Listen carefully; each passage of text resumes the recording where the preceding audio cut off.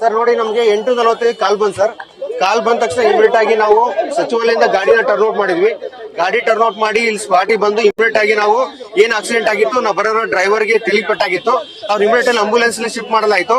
Next ಒಬ್ರು lady, ಒಬ್ರು 40 ವರ್ಷ ಆಗಿರ್ಬೋದು, ಆ ಲೇಡಿ ಹೆಣ್ಮಗಳು ಡ್ರೈವರ್ ಸೀಟ್ ಇಂದ ಸಿಕ್ಕಾಕೊಂಡಿದ್ರು.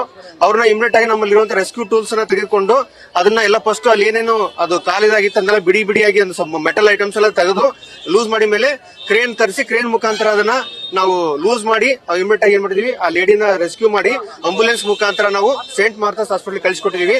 ಅವ್ರ ಪ್ರಾಣಾಪಾಯಕ್ಕೆ ಏನಾಗಿಲ್ಲ, ಜಸ್ಟ್ ಕಾಲೆಲ್ಲ ಇಂಜುರಿ ಆಗಿದೆ, ಅವ್ರ ಟ್ರೀಟ್ಮೆಂಟ್ ಆಗುತ್ತೆ.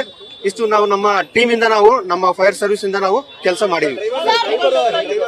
ಅದು ಡ್ರೈವರ್ದು ಗೊತ್ತಿಲ್ಲ ಸರ್. ಆಲ್ರೆಡಿ ಬರಗನ ನಾವು ಅವ್ರ ಹಾಸ್ಪಿಟಲ್ಗೆಲ್ಲ ಹೋಗಿದ್ರು. ಅದು ಅವ್ರು ಬರಗನ ರೆಸ್ಕ್ಯೂ ಆಗಿತ್ತು ಸರ್. ಇಬ್ರು ಸರ್, ಇಬ್ರು ಮತ್ತೆ ಯಾರಿಗೇನಾಗಿದೆ